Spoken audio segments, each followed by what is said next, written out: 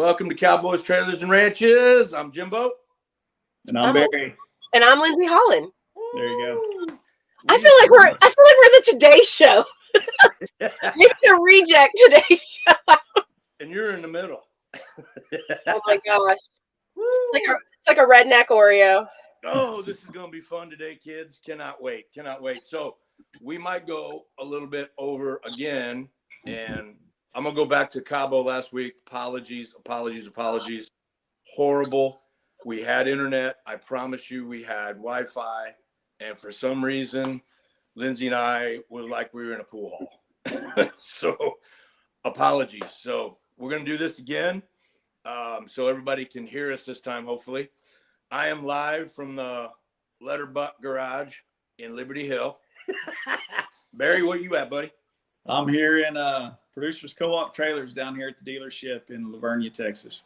Dang, Lavernia, you're just down the road from me. I am actually live from my brand new trailer. I'm like so excited. I'm trying to I didn't make my bed, so don't judge me, but I'm like in my little cubby hole where my dinette is. But calling from my new trailer in Fredericksburg, Texas. Very excited that I've joined the trailer life with the rest of y'all. So you're in the Letterbuck RV. Let's just put it that way. I don't know what that means. You're gonna have to explain that verbiage. Never mind. I'm new. Remember, I'm new to this lifestyle, so you guys are gonna have to educate me. We won't touch on that. What I will touch on though is I'm going to have to, everybody out there, I'm gonna have to put out the language disclaimer today because we might throw some out there that's not intended for some ears. So anyway, I threw it out there, Barry. That works. That's good. No, we said that because you brought the Italian back who, let me tell you, I was 12 years old and I will never forget when my Italian grandma dropped the F-bomb. And I was like, my mom's like, you can't say that word. And I was like, Grandma said it, Mom. I was like, it's on the table, but, hey, it adds a little spice to your vocabulary. There's nothing, you can't just have bland, verbiage. You got to spice it up a little bit. It's going to be one of those days, I think. Listen, I'm a little I'm not disappointed. I'm just sad because, man, I feel like our Cabo content was so amazing. And maybe there was a reason why everyone wasn't supposed to hear it, but it was. I thought it was. And when I say you gave out as much good information about not only farm and ranch real estate, good information about real estate, about EXP, the company. You killed it. So hopefully we can just do it over. Redo. Yeah. Yeah, I don't think the tequila killed that many brain cells. I remember. No, it did not. I promise you. I'm still here. I'm still here. So I feel like we were actually on our best behavior with all the eyeballs that were watching us, man. I thought we did well. I gotta go back to Cabo, but not with business people that know me when I go back to work. Lindsey, you make a name for yourself wherever you go. It doesn't matter if it's farm and ranch or if it's Cabo, right? So you're good. Well, I have this motto: be a unicorn. Why would you want to be a carbon copy of anybody else? We live in a world now where you have to stand out. Before, like my parents, and this is kind of a philosophy and also something I had to get over. I was raised by parents who worked at the same job for over 40 years. Actually, my mom is still a school teacher 43 years later. And so it was like, find a good job, get a good salary, have a 401k, have benefits, and retire. Well, when I got out of college, that no longer existed. People were hiring, young, we came out of college in debt. We needed a job. We would take anything. And then, a year after being in that job, they would say, hey, listen, we found somebody else because they're willing to work harder for less money. And so being an entrepreneur, owning your own company was completely foreign to me, but it was the only option for me to have control. So I actually had a girlfriend who was very like-minded out of Houston. She found this article, and I wish I could find it, but it talked about being a unicorn. It's like, with all the noise right now, with the internet, and it's been amplified over the past 20 years, it's about recall. When somebody says, we're thinking about selling a ranch, it's like, that girl, Lindsey, you have to stand out. You can't wear the same suit. You can't wear, your cards can't even look the same as everybody else's. Like, and that was my spirit, but I always felt like I had to quiet that spirit. So now I'm like, hey, I'm a hillbilly Italian girl. I grew up in the swamp with the alligators. And then I had a very successful career in competitive shooting. So it's like guns and Jesus for me. And I'm like, I'm down. Like, I'm like, this is who I am. And I found that a lot of people loved my spirit and could connect with that because they were raised by, a grandpa. And I had two grandfathers that shot, and one was a big hunter. So like having that background and being a strong woman was, and it's okay. It's okay that you're different. And, before it was like, no, don't stand out. Don't be different. Don't make noise. Don't talk like that. And, like the disclaimer, you got to watch your verbiage. I'm like, you know what? I bring a lot of comedy when I talk to people. I love to make people No way. So, but I appreciate you saying that because I've let people know, and I've met people in my career that it's like, whoa, like that was kind of out there, but be yourself, be true to you. Authentic. I think the Yeah, word authentic. be true to who you are, and God only made one of you, so let the world hear it. Love that. Love that. Hey, Barry, by the way, you're in Lavernia. She's in Fredericksburg, right? You think there's a lot of distance between you? She's a sharpshooter, dude. I'd be looking over your shoulder. Don't worry, Barry. Ammo's expensive. I wouldn't waste it on you. That's great. Oh, that's awesome. So I want to give a shout out to our amazing sponsors who just keep coming every week. God, we love you. Rodeo Rigs out of Montana, continued support. Ranch, Texas, always in the house. Swanky Badger, gosh, we love you. We love you. We love your work. Beaver Box. Beaver Box. Once again, don't Google it. And I got a little story on that. I took my Beaver Box on the plane last week to Cabo. And I really didn't need to, but I wanted to show it off. Wanted to show off the Ranch, Texas, and got a lot of compliments. But I can tell you guys, the Beaver Box fits nicely in the above cabin on the airplane. Fits real nice. So I'm telling you, it's good work. So don't be afraid to reach out for your own Beaver Box.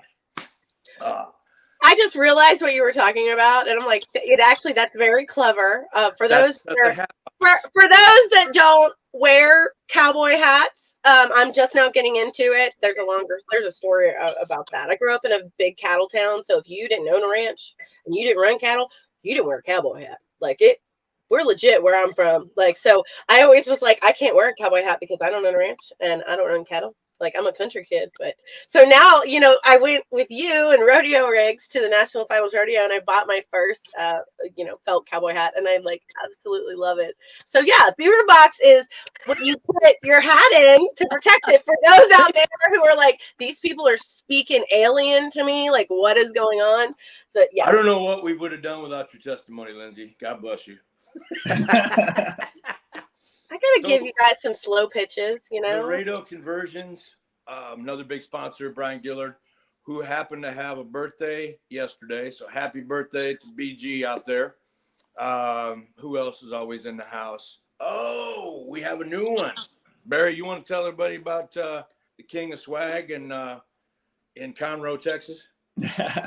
Jay Potts come with his collection, hymn collection. They're our official sports code of the podcast. So nice. Woo! Shout out, Jay. Ladies version? Do what, ma'am? Do they have a ladies version? That's a good question. I really don't know. If they don't, Lindsay, that's a great idea, though. That's a great idea. So be looking for the photo shoot. Barry's trying to get that put together. No, Barry's not trying to get that put together. That's looking fly, Barry. Looking fly. That's not Barry's gig, I can tell you. And last but not least, Big Red 69 Cattle Company out of Kingsbury, Texas. Yeah. I know we keep talking about the swag, Barry, but you're in charge of that, dude. How's that looking? That one should be, gosh, I would think in the next week or so we should be having some of that available as well on Lindsey Hollin. Big Red 69 Cattle Company. Lindsey Hollin, you need to support some of that. I'm just telling you. I'm really excited. We all kind of started these podcasts at the same time, and the feedback we're getting is amazing. I've had people. I think I told you this. I had an agent and her broker, not related to our brokerage, reach out because they saw one of our podcasts covering the changes in the farm and ranch contract that went. There was massive changes the state legislation made to our contracts. And we had our attorney speak, and it was like, I was a little confused. I was like, "Are you with our brokerage?" And she's like, "No." And I was like, well, you need to talk to your broker. I said, I can't advise you. I'm not your broker. And she's like, "My broker's on the phone with me." And I'm like, okay. But it was really cool. They were like, "Thank you so much for sharing the knowledge of this industry," because, no one's done it before. I think for several reasons. One, our industry in general is not very techy. Podcasts and YouTube, that's not something we've all jumped into as an industry as a whole. So it was really cool to see that. And then also, in my mind, I was fortunate enough to learn from some of the biggest names in the farm and ranch sales industry. And as a woman, I was very gracious that, with my comedy, I was able to, and my grit, I was able to sneak in, and these gentlemen took me under their wing. And I just got to see behind that Oz curtain of, wow, this world is awesome. And here's where I fit in it. So to hear people appreciate the time that, we're taking to kind of show the love and open this door, like we talked about with Yellowstone, it's like all of a sudden people are realizing there's a whole life in the world that they have no idea. And, it puts food on their plate and feeds their family, and it offers jobs. And so it was just really exciting. So I'm like so excited for us and these platforms. We're getting to share who we are, how we help each other. And our personality as well. We're really fun people, because I'll tell you, I can't watch the news and TV. So I'm just turning to YouTube for my educational experience. No, you know what? I'm thank you for shedding that light, because when our whole goal with this, and I know we've said it before, I don't want to repeat myself, but our whole goal was to shed light on our industry, whether it be horse trailers, whether it be ranches, whether it be day workers, cowboys, people that show livestock. I mean, literally the whole industry from tip to tip. And I'm glad you said that, because there is a lot of people that are getting light, and they're absorbing it, and they're like, wow, I didn't know that. Right. So, I mean, with all the ass hattery that him and I throw back and forth at each other, which that's just him and I mean, that's daily routine for us, but delivering a message and delivering news and information to people that didn't know that before. And if it helps them come over to our side in the Western industry, then guess what? That's what it's about. And that's what we're here for. So, you know what? The larger our army is, the better. When one succeeds, we all succeed. And, really just promoting, like you said, the beef industry and these, I don't want to dive into the politics, but, just letting people know, like, these are families. Like, these are families working oh God, these are family-owned businesses working their tails off and supporting them. It's awesome. So hey, so on that note, in the last 2 weeks, I keep bringing up that every week new people reach out to us, and I mean it is really cool, and it feels really good. So 2 weeks ago, a gentleman out of Wyoming, he's an ex-calf roper, Barry knows him, Tim Malm, M-A-L-M. He lives in Wyoming. He developed a new coffee, which I'm drinking right now. And I will tell you, you need to have this. You need to get it. And it's called Stronger 413. Yeah. There's the bag. And he's on social media. He's got a website. And his coffee is Stronger 413. He's the official coffee of the Cheyenne Frontier Days, which is a big, big deal. I mean, big deal. Big deal. So I want you guys to help this guy out. He's got an amazing story. He's an amazing individual. And we at CTR, Cowboys, Trailers, and Ranches, are going to do everything in our power to help him out. And I promised him that we would plug him, we would drink the coffee, and it is seriously some of the best coffee I've had. So with that being said, this one that I have in my hand is called the BB. So, hey, No, Barry Burke, what do you suppose those initials stand for? I'm like worried now. yeah. I Go know ahead and that. tell I the mean, story. that coffee is named after my namesake. So I was named after a Hall of Fame calf roper, Barry Burke. And so, but that's who the coffee is. Oh, there's a But here at CTR, we're going to go ahead and call it Barry's Coffee. I Well, love it. it is Barry's coffee. It is Barry's not Coffee, this but Barry's. it's our Barry's Coffee. The more important question is, when are we scheduled to go to Cheyenne Frontier Days? That's kind of being a little bit thrown out there.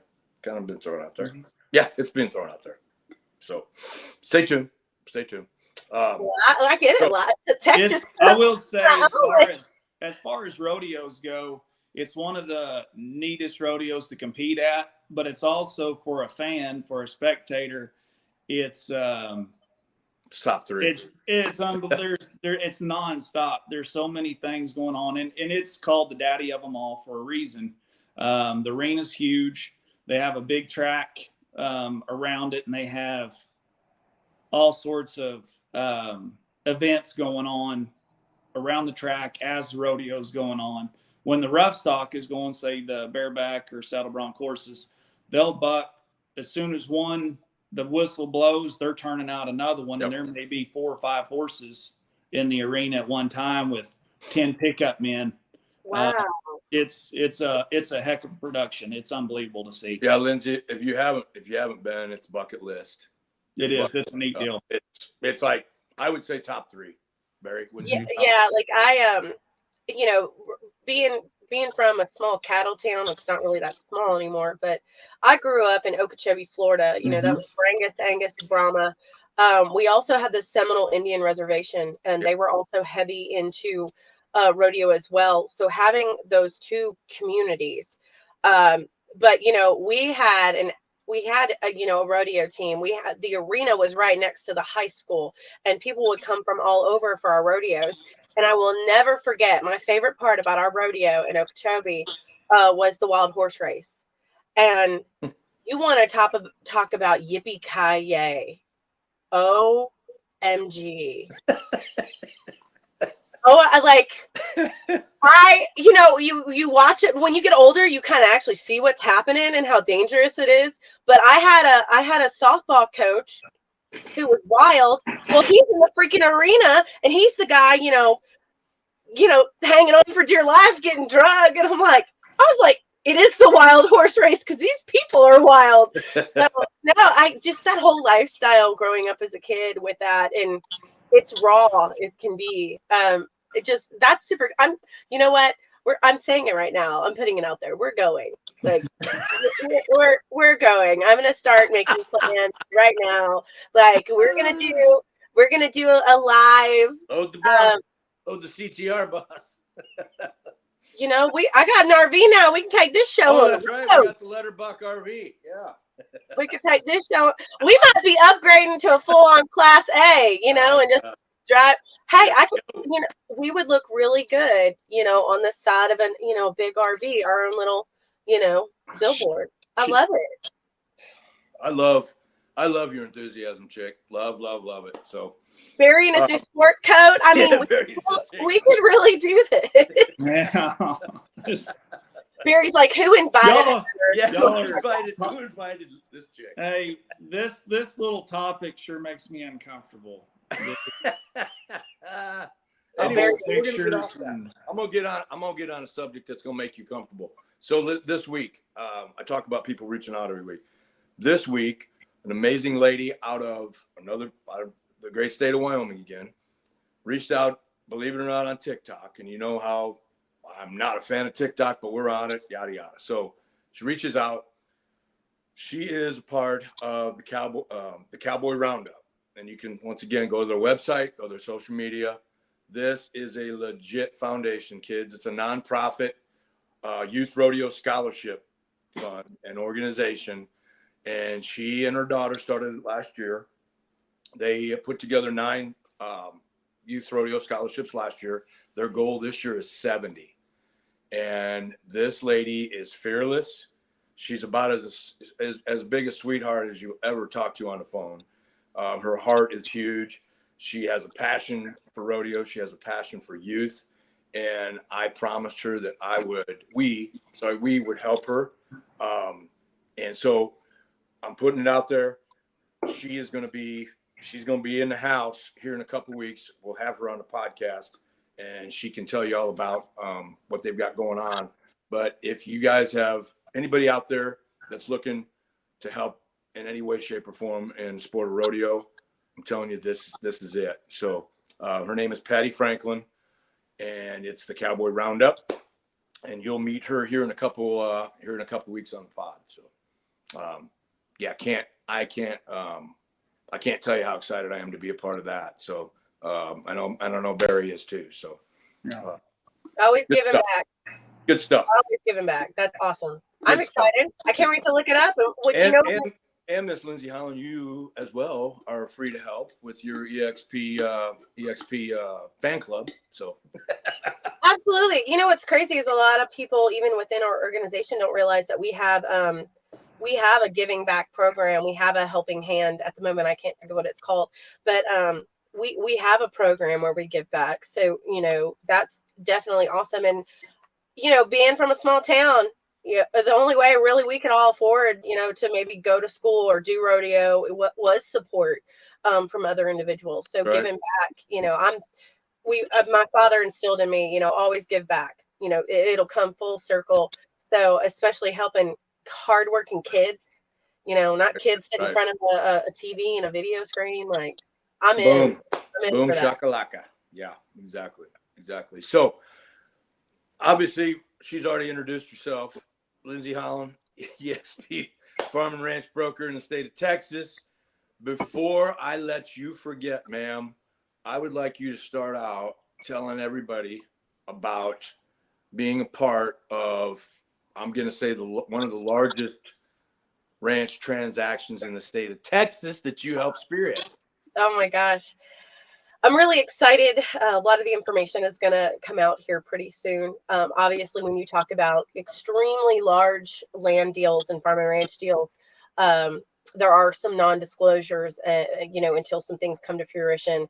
The only way I can say it is we have 2 amazing ladies in Parker County, North Texas, outside of Dallas, Fort Worth. And they were able to get on the short list for a historical ranch family, the Dean Ranch, which I can say, the Dean Ranch. They were on a short list to interview to sell the ranch. And obviously, because they were not just locals, but they really hammered out, being a part of the community, they were the top choice. So in short, they got the 9-figure listing, 9 figures, and they were able to find buyers for that. And it has sold. And ironically, they had one of the buyers, there were a few buyers in this transaction. One of the buyers is selling his section that he purchased again. So not only did they sell this puppy once, but they're about to sell a part of it again. And mind you, in the middle of COVID, 2-year span, all these people are saying, no one's buying. Let me tell you, the farm and ranch industry, cowboys, trailers, ranches, we do not follow the standard everyday market. We do what we need to do to survive. And sometimes that's selling land. Sometimes that's buying land, pulling. The one thing people don't understand about our industry is that, anytime the stock market or the market's in turmoil, there are people that are pulling money out of the stock market to park it. We call it parking it in land. So my industry is always moving. There's always opportunity.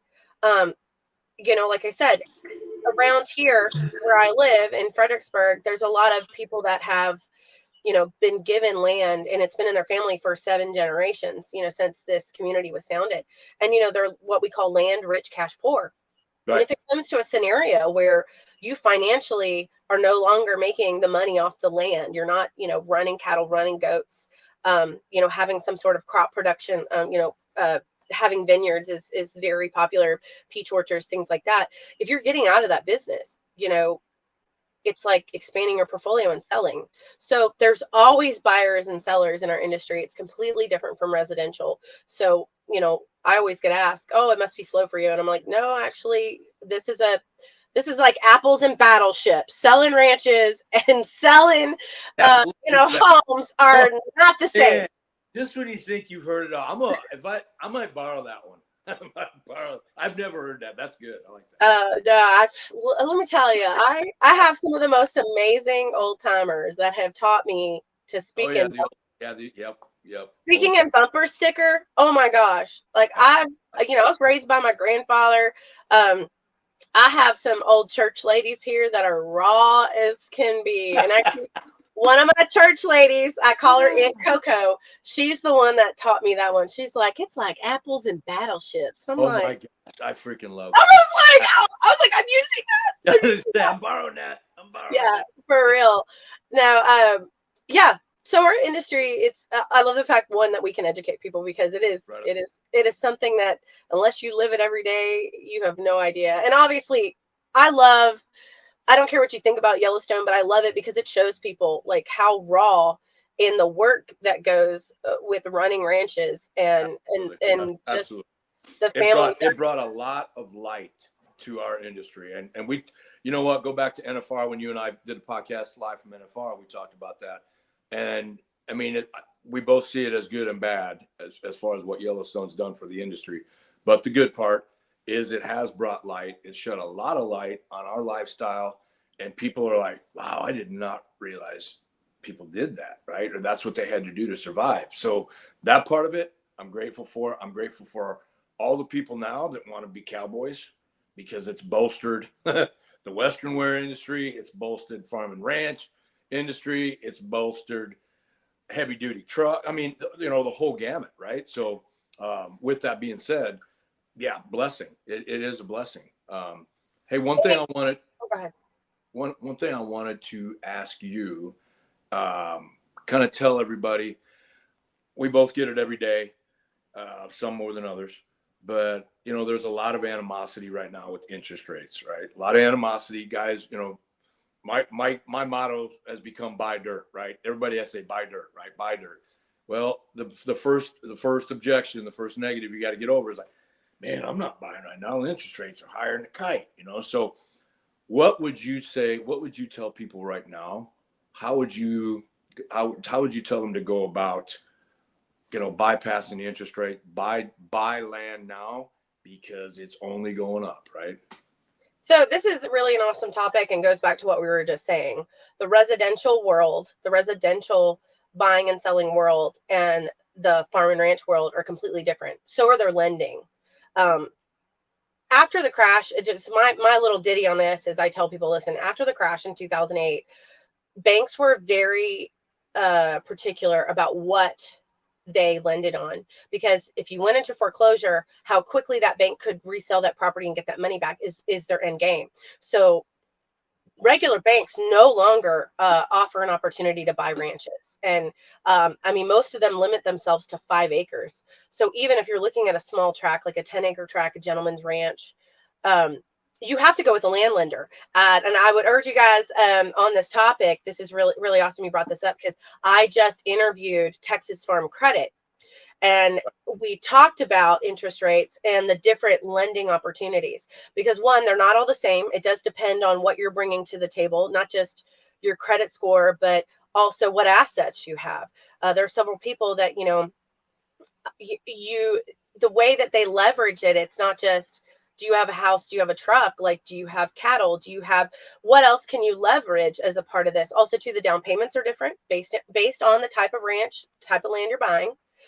So there's multiple topics here.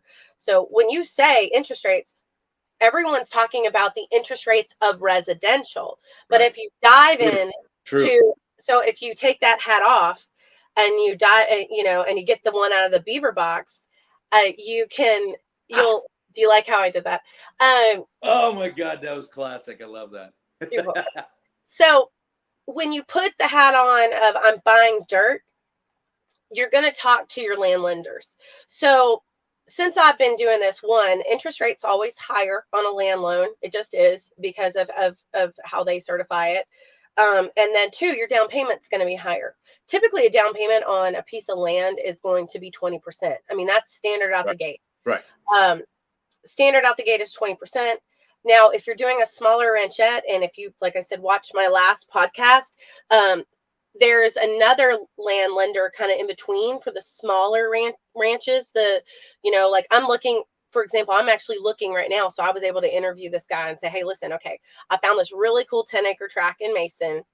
I'm interested in purchasing it and then also rolling in my construction and development. So putting in a well, a septic, maybe a small barn, or just having the house plans. So being able to do that. And with that type of loan, it's not like a big land loan. It's not for like 1,000-acre ranch. It's for a smaller ranch. So their interest rates are a little lower. Right now, the standard in the farm credit world is about 8% right now. If there's still some small town banks that will do this, that don't follow the same, that don't have the same restrictions. And I want to say when I was talking to them, it was Crockett Bank, which they have a new name. They had a new family that bought them. Oh, no, I know. I know what you're talking about. Yeah, so I think it's Pinnacle Bank. They have a new Yep. family buy it, but they're averaging around 6% for land loans, which is awesome because when I started, like 2015, when I started, they were still hovering around 5%. So in reality, they really haven't jumped that much in interest rates. Now, if you're in the residential market, you guys went to from 2.5 to 8. So yes, that is dramatic. Right. So really in the farm and ranch world, it hasn't changed. It's actually settling. The other thing they talked about in the podcast was two important things about interest rates is that they automatically refinance you if the rates go down, which I thought was freaking cool. And then second, if you're buying a piece of land that has a mortgage with a lower interest rate, they will let you use that interest rate for that portion of the property and then have a different interest rate for what's left over. And I was like, well, that's really cool too. So That's good information. That's really good. We hear about loan assumptions, with VA loans, right. And, that's becoming more popular because of the interest rate. It's like, oh, do you have a mortgage? Can we assume that loan at that interest rate? Well, the fact that they've opened it up to the land market too is really awesome. So I urge you, Farm and Ranch Friday podcast. You can look it up. Yeah. Yes. You can look it up under my name go to YouTube at Lindsey Hollin, Hollin. I have it on my channel, but it's the last one we did. And there was some phenomenal information about the land lending market and the opportunities. And the opportunities are great. Yes. Dirt. I've never seen dirt, and I've had other mentors in this industry. It's like dirt doesn't go to a zero value. No, I can't stress that enough. And all the way back to young people right now that are somewhat driven and want to start investing now. Buy dirt. You can't, that's why you can't get it through people's head enough. Because it's not going away. It only appreciates. And it doesn't have to be. I think a lot of people think ranches are huge and massive and it takes a lot of work. I found this nice little 10-acre tract. That's a nice little starter ranch. I can have a garden. I can hunt. There's opportunities to be made. I had a really sweet couple come out. I found this little ranch because they wanted to go see it.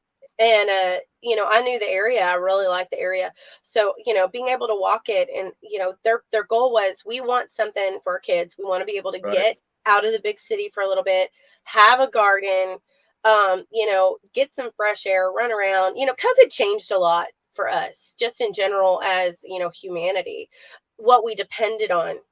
Everything changed, realizing our food sources. My grandparents and my parents, that we always had a garden. So somehow along the line, and we all got away from basic life and canning and all that. We depended on somebody else to do it for us. Let's face it. You know, we don't can anymore because we can buy cans at the grocery store. You know, we don't need to have a cow to butcher for the year or go hunting because we can just conveniently go to the grocery store. And when we couldn't do that, I feel like the mindset of, wow, we really got a little dependent on just society in general, and what if that goes away?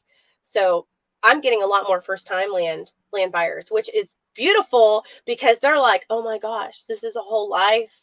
We Right. really didn't understand like how being, Why didn't we find this? Why didn't we do this a long time ago? Right. you know, and it's nobody's fault if you weren't raised in that industry. Like I was raised with guns and hunting, and I meet people all the time that are like, I have no idea how this works, but now that you showed me, this is really cool. And it's just like, you don't know what you don't know, and most people are scared of what they don't know on top of that. So, you know, with open arms now after COVID, we all kind of band together and we're like, okay, yeah, I've actually really enjoyed doing my first time landowners and just sharing the love and introducing them to a whole group of people now.